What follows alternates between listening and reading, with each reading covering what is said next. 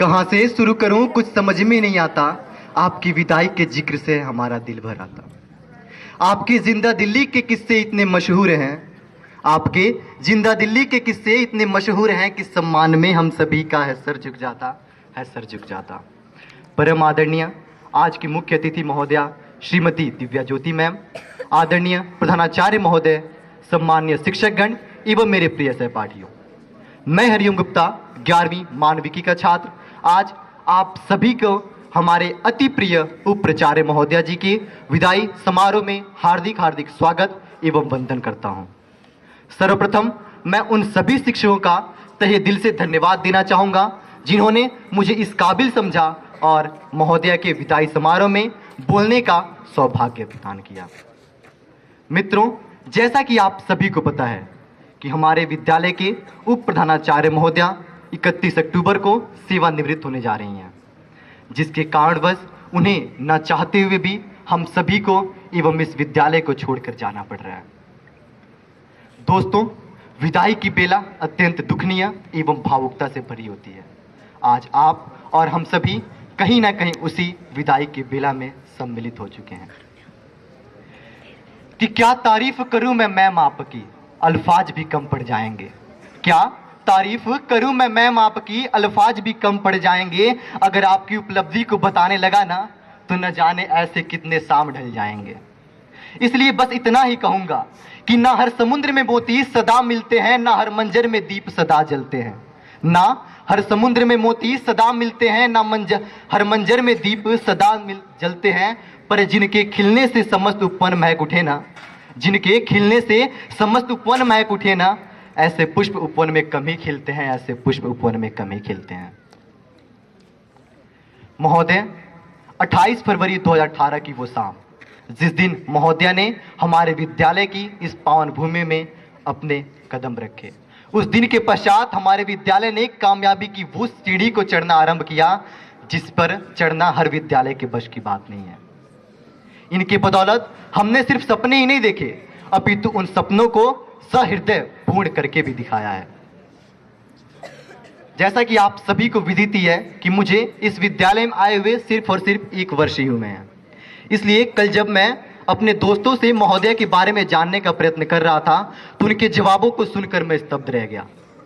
ऐसा क्यों, मैं आपको बताऊंगा। क्योंकि उन्होंने 6 साल के लिए राष्ट्रीय स्वयं सेवा कार्यक्रम में अधिकारी के रूप में कार्य किया और इसी दौरान 2 छात्रों का चयन 26 जनवरी यानी गणतंत्र दिवस नई दिल्ली के परेड में होने वाले में हुआ। इसके साथ इन्होंने युवा नेतृत्व संसाधन के मुक्त प्रवक्ता के रूप में भी कार्य किया है।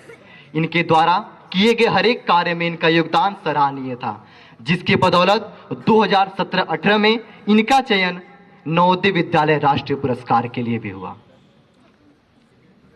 कि ये रब ही जाने अब क्या क्या ख्याल होगा, ये रब ही जाने अब क्या क्या ख्याल होगा। ये तय है कि सबके मन में एक सवाल जरूर होगा। ये रब ही जाने कि अब क्या क्या ख्याल होगा, ये तय है कि हम सबके मन में एक सवाल जरूर होगा। आप तो जान की मानीद हैं हम सभी के लिए, आप तो जान की मानीद हैं हम सभी के लिए। आपके जाने के बाद ना जाने हमारा क्या हाल होगा, न जाने हमारा क्या हाल होगा।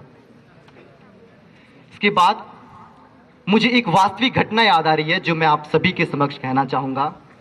जैसा कि कुछ दिनों पहले की बात है, मेरी एक डायरी थी जिसमें मैं अपने स्वरचित कविताएं एवं शायरियाँ लिखा करता था।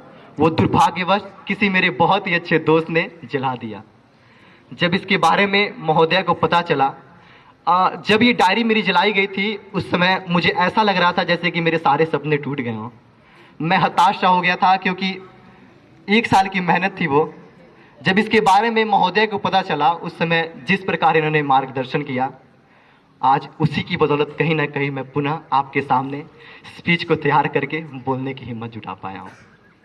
उस समय महोदया मेरे साथ एक दोस्त की भांति खड़ी थी, एक पेरेंट्स की भांति मुझे प्रोत्साहित किया और एक अच्छी शिक्षिका की भांति मेरी मार्गदर्शन किया। मैम की एक बात जो मैं शायद कभी अपनी जिंदगी में भुला नहीं पाऊंगा, मैम ने मुझे उस समय कहा था कि बेटा, उस डायरी को आपने बनाया है, ना कि उस डायरी ने आपको बनाया। अगर आप चाहें तो न जाने वैसी कितनी डायरियां लिख सकते हैं।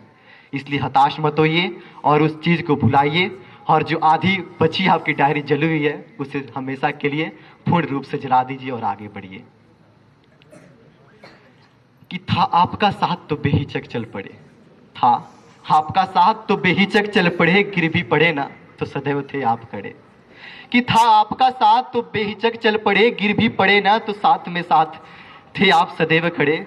जिनसे सीखा है जिंदगी को जीना, जिनसे सीखा है जिंदगी को जीना, कैसे कर दूं विदा। क्या फर्क पड़ता है अगर आज एक बार फिर हम रो पड़े, अगर एक बार फिर हम रो पड़े। मैम, आपके जाने के बाद ना आपकी कमी सदैव खटकेगी। आप तो चली जाएंगी यहाँ से, मगर आपके किए गए कार्य हम कभी भूल नहीं पाएंगे। आपके साथ बिताया हमारा हर पल हमारे लिए क्षण स्मरण सा हो गया है। आपके द्वारा किए गए कार्यों को हम कभी भुला नहीं सकते। आपके प्यार, अपनेपन और सहयोग के लिए हम सभी विद्यार्थी सदैव आपके ऋणी रहेंगे। इस समारोह में उपस्थित हम सभी आपको एक बार फिर से तहे दिल से धन्यवाद करते हैं और उम्मीद करते हैं, भगवान से यही प्रार्थना करते हैं कि आपका आगामी जीवन खुशियों से भरा हो और आप सदैव ऐसे ही मुस्कुराते रहिए।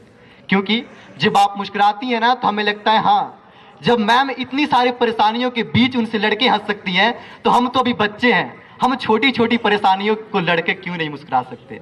मैम, हम उम्मीद करते हैं आप सदैव ऐसे ही मुस्कुराते रहेंगे और अपने साथ करोड़ों लोगों के भी चेहरे पर मुस्कान लाएंगे। अंत में मैं अपनी वाणी को विराम देने से पहले चंद लाइनें कहना चाहूंगा कि मिट्टी से हमें सोना बना दिया, भाग्य में नहीं था जो वो भी हमें दिला दिया। मिट्टी से हमें सोना बना दिया, भाग्य में नहीं था जो वो भी दिला दिया। विदा तो हो रहे हो आप आज हमारी जिंदगी से महोदया, विदा तो हो रहे हो आप आज हमारी जिंदगी से, पर क्या करूं, आपने जाते जाते ही हमें खुशी के आंसू रुला दिया, खुशी के आंसू रुला दिया। धन्यवाद महोदय।